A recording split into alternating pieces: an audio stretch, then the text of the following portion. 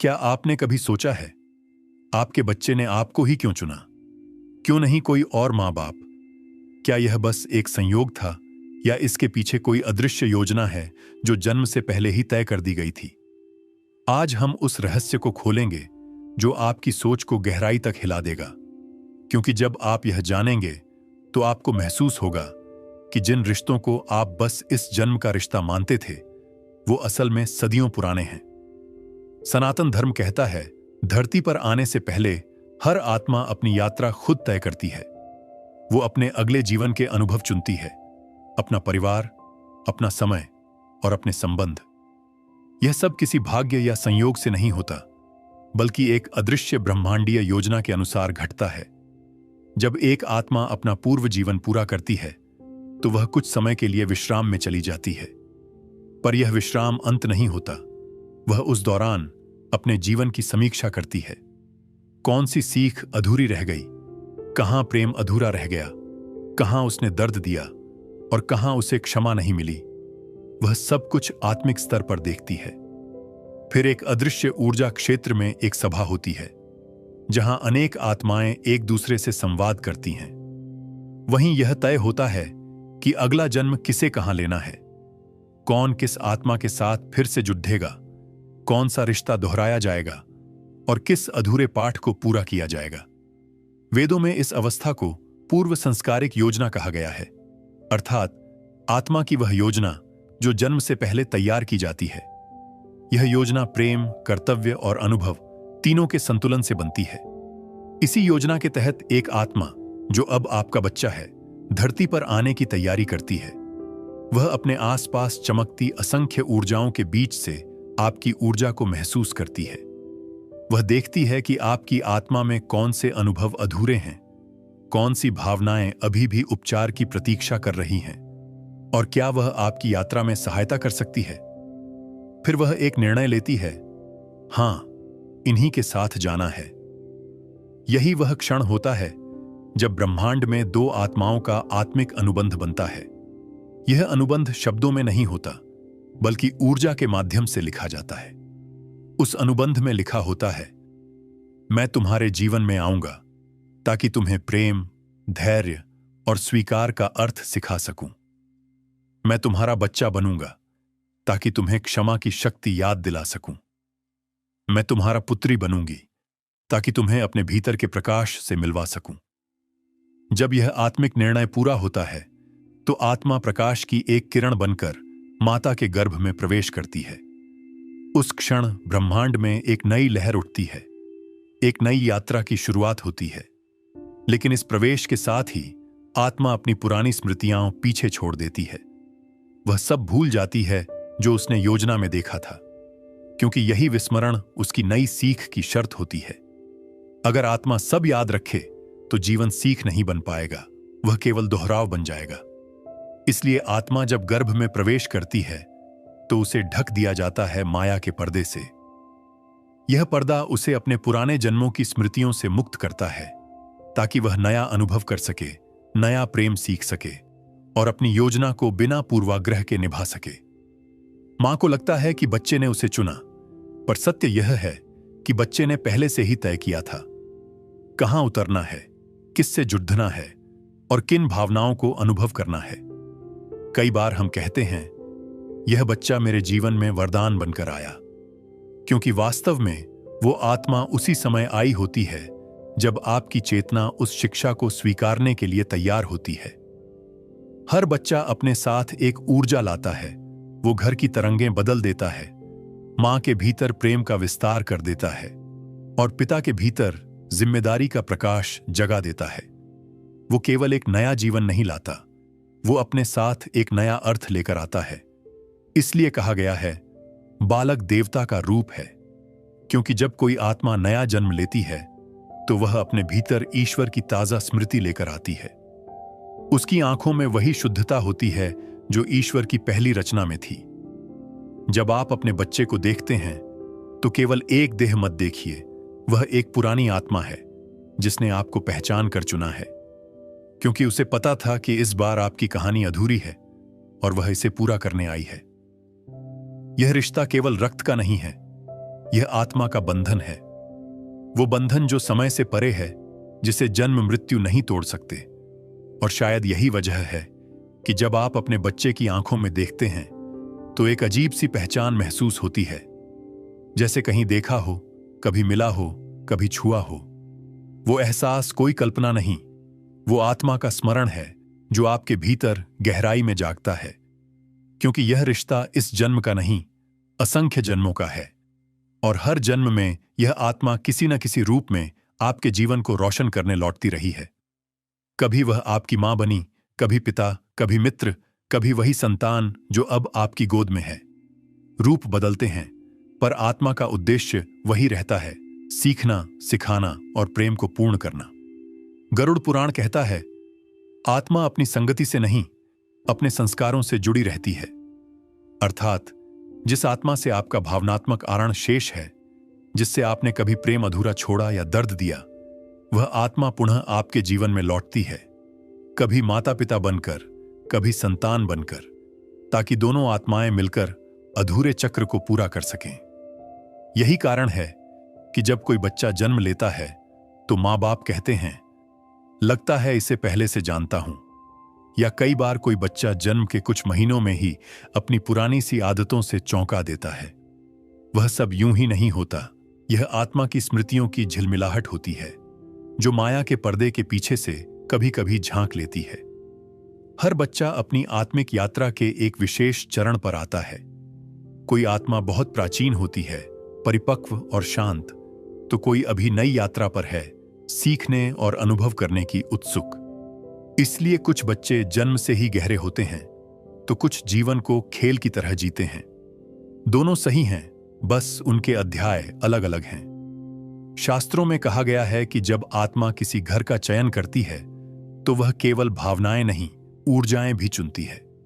माता पिता के विचार, उनकी जीवन शैली, उनका वातावरण उस आत्मा की प्रारंभिक तरंगें बन जाते हैं।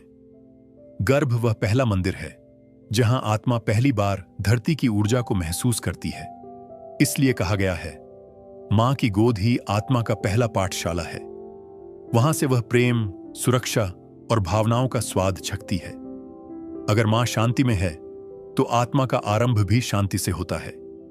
अगर घर में प्रेम का वातावरण है तो आत्मा सहजता से अपनी यात्रा प्रारंभ करती है। और अगर वहां अशांति है तो वही पहला सबक बन जाता है कि कठिनाई में भी संतुलन कैसे बनाए रखना है। ब्रह्मवैवर्त पुराण में एक सुंदर वर्णन आता है, जब आत्मा नया जन्म चुनती है तो उसके सामने अनेक द्वार खुलते हैं। हर द्वार एक अलग जीवन, एक अलग अनुभव की ओर ले जाता है। और आत्मा वह द्वार चुनती है जहां उसे सबसे अधिक सीखने का अवसर मिले। कभी वह सुख का द्वार होता है, कभी दुख का, पर आत्मा जानती है दोनों में विकास छिपा है। कभी कभी माता पिता यह सोचकर दुखी हो जाते हैं कि उनका बच्चा चुनौतीपूर्ण जीवन जी रहा है, परंतु अगर वे आत्मा की दृष्टि से देखें तो समझ पाएंगे कि वह आत्मा अपनी शक्ति साबित कर रही है, क्योंकि आत्मा वही अनुभव चुनती है जिससे वह सबसे तेजी से आगे बढ़ सके। जब कोई आत्मा बहुत प्रेम से भरी होती है तो वह ऐसे परिवार में आती है जहां प्रेम की कमी हो, ताकि अपने प्रकाश से वह उस अंधकार को भर सके। और जब कोई आत्मा सेवा की भावना लिए आती है तो वह ऐसे स्थान पर जन्म लेती है जहां दूसरों की मदद करना कठिन हो, ताकि वह अपने करुणा को कर्म में बदल सके। इसीलिए कुछ बच्चे जीवन में आते ही घर की ऊर्जा बदल देते हैं। कोई घर जो सालों से उदासी में था, वो अचानक हंसी से भर जाता है। वो बच्चा केवल मुस्कान नहीं लाया, वो अपने साथ ईश्वर की चेतना लेकर आया है। कभी कभी यह आत्मिक बंधन बहुत गहरा होता है। मां बेटी के बीच एक अजीब सी समानता दिखती है, या पिता पुत्र जैसे एक दूसरे का प्रतिबिंब हों। वो इसलिए क्योंकि उनके बीच का संबंध नया नहीं, पुराने जन्मों का विस्तार है। उन्होंने पहले भी एक दूसरे के साथ यात्रा की है और अब वही अध्याय नए रूप में आगे बढ़ रहा है। हर रिश्ता एक वादा होता है और हर जन्म उस वादे की अगली पंक्ति। आपका बच्चा आपका अरानी नहीं है, वह आपका साथी है जो आपके साथ मिलकर आत्मा के स्तर पर विकास कर रहा है। कभी कभी बच्चा कम उम्र में ही चला जाता है। हम सोचते हैं, इतनी जल्दी क्यों? पर आत्मा के दृष्टिकोण से देखा जाए तो वह आत्मा अपना छोटा सा पाठ पूरा कर चुकी थी। वह आई थी सिखाने कि प्रेम बिना अपेक्षा के भी हो सकता है और स्वीकार सबसे बड़ा साहस है। और कभी कोई बच्चा बहुत बीमार रहता है तो वह परिवार को करुणा और धैर्य का पाठ पढ़ा रहा होता है। हर परिस्थिति में एक आत्मिक अर्थ छिपा होता है, बस हमें आंखें खोलनी होती हैं। शास्त्रों में कहा गया है, यथा भावों तथा जन्म, अर्थात आत्मा जिस भाव में होती है उसे वैसा ही जन्म प्राप्त होता है। अगर आत्मा प्रेम की तरंग में है तो वह प्रेममय घर पाती है। अगर आत्मा कर्मों के बंधन में है तो वही बंधन उसके अगले अनुभव बनते हैं। माँ बाप और बच्चे के बीच यही अदृश्य गणित चलता है। कोई सजा नहीं होती, कोई इनाम नहीं, सिर्फ सीख होती है, सिर्फ प्रेम की यात्रा। इसलिए जब आपका बच्चा आपसे कुछ सीखता है तो आप भी उससे उतना ही सीखते हैं। वह आपके धैर्य की परीक्षा लेता है, आपके भीतर की करुणा को जगाता है और कई बार आपकी आत्मा के पुराने दर्द को बाहर लाकर उसे भर देता है। यही कारण है कि जब कोई बच्चा हंसता है तो वो सिर्फ वातावरण नहीं, पूरे घर की ऊर्जा को बदल देता है। वो एक जीवित आशीर्वाद है, एक स्मरण कि ईश्वर अब भी हमारे भीतर प्रेम की भाषा बोलता है। माँ बाप और संतान का यह बंधन केवल जन्म तक सीमित नहीं है। यह एक ऐसा धागा है जो बार बार बुनता है, हर जीवन में नया रूप लेता है, पर उद्देश्य वही रहता है, एक दूसरे को पहचानना, एक दूसरे को पूर्ण करना। और जब आप यह समझ लेते हैं तो आपके भीतर शिकायतें समाप्त हो जाती हैं। आपको दिखने लगता है कि हर झगड़ा, हर मतभेद, हर खुशी और हर दुख भी उस बड़ी योजना का हिस्सा था जो जन्म से पहले ही लिखी जा चुकी थी। क्योंकि आत्मा कभी गलती नहीं करती, वह वही मार्ग चुनती है जहां प्रेम सबसे कठिन होता है, क्योंकि वहीं प्रेम सबसे सच्चा बनता है। जहां कठिनाई होती है वहीं आत्मा अपने सबसे सुंदर रूप में खिलती है। और यही कारण है कि आत्माएं अकेली नहीं आती, वो समूहों में आती हैं, परिवारों में आती हैं, जिन्हें शास्त्रों में आत्मिक संघ या सोल ग्रुप कहा गया है। हर आत्मा कुछ चुनी हुई आत्माओं के साथ यात्रा करती है। वो एक दूसरे से जुड़ी रहती हैं, चाहे रूप बदल जाएं, जगह बदल जाए, जन्म बदल जाए। कभी वही आत्मा आपकी माता बन जाती है, कभी वही आपके मित्र और कभी वही आपका बच्चा। यह अदृश्य चक्र चलता रहता है जब तक सब अपनी अधूरी सीख पूरी नहीं कर लेते। कभी आपने महसूस किया होगा, कोई व्यक्ति आपके जीवन में अचानक आया और आपको लगा जैसे बरसों से जानते हैं। या कोई बच्चा जो अभी अभी पैदा हुआ है आपकी आंखों में देखकर मुस्कुराता है, जैसे कह रहा हो, मां, हम फिर मिल गए। वो कोई भ्रम नहीं है, वो पहचान है। वो आत्माओं के बीच का पुराना बंधन है जो नए शरीर में जाग उठा है। उपनिषदों में कहा गया है, यथा बीजन तथा फलम, जैसा बीज है वैसा ही फल होता है। इसी प्रकार जैसा संस्कार है वैसा ही परिवार मिलता है, क्योंकि आत्मा उन्हीं लोगों को चुनती है जिनके साथ उसे कुछ सीखना है या कुछ सिखाना है। हर रिश्ता, चाहे वो सुख का हो या दुख का, विकास का माध्यम होता है। कोई बच्चा अपने माता पिता को क्षमा करना सिखाने आता है तो कोई उनके भीतर का खोया हुआ प्रेम जगाने। कोई आत्मा मां के भीतर छिपी शक्ति को बाहर लाने आती है तो कोई पिता के भीतर के भय को मिटाने।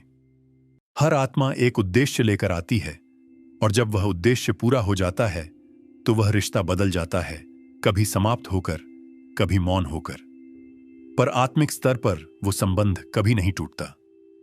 शिव पुराण में एक कथा आती है। एक संत ने भगवान से पूछा, प्रभु, माता पिता और संतान का रिश्ता इतना गहरा क्यों होता है? भगवान मुस्कुराए और बोले, क्योंकि वे एक दूसरे को अधूरा छोड़कर जाते हैं ताकि अगली बार लौटकर उसे पूरा कर सकें। यही पुनर्जन्म का रहस्य है। यही कारण है कि हर जन्म पिछले जन्म की प्रतिध्वनि है। कभी कोई बच्चा अपने माता पिता जैसा नहीं होता। वो अलग सोचता है, अलग महसूस करता है। मां को लगता है कि यह बच्चा किसी और संसार से आया है। वो सच है, क्योंकि आत्माएं हमेशा एक ही स्तर पर नहीं होती। कुछ आत्माएं आगे होती हैं, कुछ अभी सीखने के मार्ग पर होती हैं। इसलिए माता पिता और बच्चों के बीच टकराव भी होता है, पर उस टकराव में ही सीख छिपी होती है। वो हमें सिखाता है कि प्रेम का अर्थ सहमति नहीं, स्वीकार है। कभी कभी यही आत्मिक समूह कई जन्मों में एक साथ आता है। एक ही परिवार बार बार जन्म लेता है, बस भूमिकाएं बदल जाती हैं। जो इस जन्म में पिता हैं वे अगले जन्म में माता बन जाते हैं। जन्म में पुत्र हो सकते हैं। जो इस जन्म में मां है वो अगले जन्म में बेटी बन सकती है। और जो इस जन्म में बच्चा है वो कभी गुरु बन सकता है, कभी मित्र। इसीलिए कहते हैं जीवन एक नाटक है और आत्मा बार बार नए पात्र निभाती है। पर इन पात्रों के पीछे कहानी वही रहती है, विकास की कहानी। हर आत्मा अपने भीतर कुछ अधूरा लिए चलती है और जब वो समूह में आती है तो बाकी आत्माएं उसे पूरा करने में मदद करती हैं। कोई आपके जीवन में आता है और अचानक आपकी दिशा बदल देता है।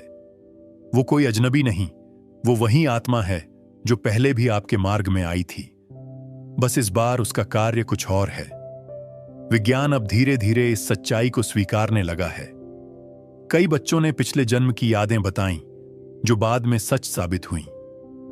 कई लोग ऐसे मिले जिन्होंने अपने सपनों में किसी आत्मा से संवाद किया और फिर वही आत्मा अगले जन्म में उनके बच्चे के रूप में आई। ये सब संयोग नहीं है, ये आत्मा की स्मृतियों की फुसफुसाहटें हैं जो कभी कभी माया के पर्दे से आर पार हो जाती हैं। मां के गर्भ में जब आत्मा प्रवेश करती है तो उसके साथ सूक्ष्म ऊर्जा का एक क्षेत्र भी आता है। उस क्षेत्र में उसकी सारी अधूरी भावनाएं होती हैं। इसलिए कई बार बच्चा वही डर, वही पसंद, वही प्रवृत्ति लेकर जन्म लेता है जो उसकी आत्मा पहले से ढो रही थी। और जब माता पिता उसे समझते हैं तो वो केवल पालन पोषण नहीं कर रहे होते, वे उस आत्मा की पुरानी कहानी को पढ़ रहे होते हैं। कभी कोई बच्चा बहुत कम बोलता है, कभी कोई बहुत संवेदनशील होता है, कभी कोई अचानक बहुत ज्ञानपूर्ण बातें कह देता है। ये सब आत्मा के पूर्व जन्म की गूंजें होती हैं। वो छोटे छोटे संकेत देते हैं कि आत्मा सिर्फ नवजात नहीं, वो एक पुराना यात्री है जो फिर से सफर शुरू कर रहा है। इसलिए जब कोई बच्चा कहे मां मैं पहले भी तुम्हें जानता हूं, तो मुस्कुराकर कहना हां, शायद हमने पहले भी एक साथ यात्रा की थी। क्योंकि यह सच है, आत्माएं हमेशा अपने प्रियजनों के पास लौटती हैं। वो तब तक लौटती रहती हैं जब तक प्रेम पूर्ण नहीं हो जाता, जब तक सीख समाप्त नहीं होती, जब तक आत्मा स्वयं को परमात्मा में नहीं पहचान लेती। यही कारण है कि कुछ रिश्ते इतने गहरे होते हैं कि शब्दों में व्यक्त नहीं हो सकते। वो संबंध किसी भाषा, किसी वचन या किसी स्पर्श से परे होते हैं। वो बस महसूस होते हैं, जैसे एक पुराना गीत जिसे आत्मा याद रखती है। और जब हम यह समझ लेते हैं तो हमें पता चलता है कि किसी का जाना भी अंत नहीं है, क्योंकि आत्मा फिर लौटेगी, किसी नए रूप में, किसी नई कहानी में। लेकिन वही प्रेम लेकर, वही वादा लेकर हर आत्मा फिर लौटती है। वह आती है नई परिस्थितियों में, नए रिश्तों में, नए नाम और चेहरे के साथ। पर उसका मूल संदेश एक ही रहता है, सीखना और पूर्ण होना। शास्त्र कहते हैं कि जब आत्मा बार बार जन्म लेती है तो वह अपने कर्मों के अनुसार ऊर्जात्मक स्तर बदलती है। हर जन्म उसे थोड़ा थोड़ा ऊंचा उठाता है, जब तक वह स्वयं को ईश्वर से अलग महसूस करना छोड़ दे। और यही वह क्षण है जहां माया का पर्दा धीरे धीरे उठने लगता है। माया क्या है? वो भ्रम जो हमें केवल शरीर और नाम तक सीमित रखता है। वो पर्दा जो आत्मा पर डाल दिया जाता है ताकि वह पुराने जन्म की स्मृतियों के बोझ के बिना नया अनुभव कर सके। पर जैसे जैसे आत्मा विकसित होती है वह पर्दा पतला होने लगता है। तब स्वप्नों में, संवेदनाओं में, कभी कभी आंसुओं में भी पुराने स्मरण झलकने लगते हैं। आपने कभी महसूस किया होगा कि आपके बच्चे की आंखों में कोई अजीब सी गहराई है, जैसे वो आपको पहचान रहा हो। वो सिर्फ प्रेम नहीं, वो स्मृति का बीज है जो माया के नीचे अब भी जिंदा है। वो याद नहीं कर पाता, पर महसूस कर लेता है कि आप उसके अपने हो। यही माया का सौंदर्य है, वह भुला देती है ताकि हम नया सीख सकें, और फिर वो भूल ही हमें याद करने की प्रेरणा देती है। जब हम जीवन में दर्द, प्यार, वियोग या सफलता का अनुभव करते हैं तो आत्मा धीरे धीरे समझने लगती है कि वो सिर्फ अनुभव ही तो हैं, उसकी सीख का हिस्सा। और एक दिन वो समझ जाती है कि जिसे वो दूसरा समझ रही थी वो भी उसी का ही प्रतिबिंब है। माँ और बच्चा, गुरु और शिष्य, पति और पत्नी, मित्र और शत्रु, सब एक ही चेतना के अलग अलग पात्र हैं। यही बोध मोक्ष की पहली सीढ़ी है। मोक्ष का अर्थ सिर्फ मृत्यु के बाद मुक्ति नहीं, मोक्ष का अर्थ है भीतर से जागना। जब आत्मा अपने अस्तित्व को पहचान लेती है तो वो किसी बंधन में नहीं रहती। फिर वो जन्म मृत्यु के चक्र को देखती है पर उसे छूती नहीं।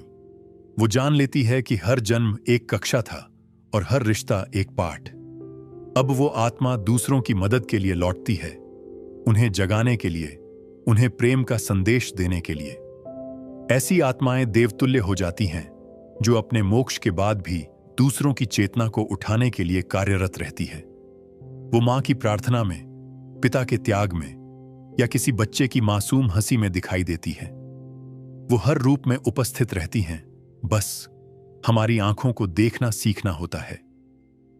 जब आप अपने बच्चे को देखें तो याद रखिए, वो सिर्फ आपका लालन पालन नहीं मांग रहा, वो आपको जगाने आया है। वो आपको याद दिलाने आया है कि प्रेम ही सबसे बड़ा धर्म है और क्षमा ही सबसे ऊंचा ज्ञान। उसके साथ आपका हर क्षण एक आत्मिक अनुभव है जो आपके अंदर के ईश्वर को जागृत कर रहा है।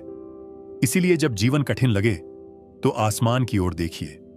वो आत्माएं अब भी आपके साथ हैं। वो आपकी हर प्रार्थना सुनती हैं, हर आंसू महसूस करती हैं, क्योंकि उनके लिए समय नहीं रहता, दूरी नहीं रहती। उनका प्रेम अनंत हो चुका है। जब हम इस सत्य को स्वीकार कर लेते हैं तो जीवन का हर पल पवित्र हो जाता है। फिर मृत्यु भी डर नहीं लगती, क्योंकि हम जान लेते हैं कोई कभी छूटता नहीं।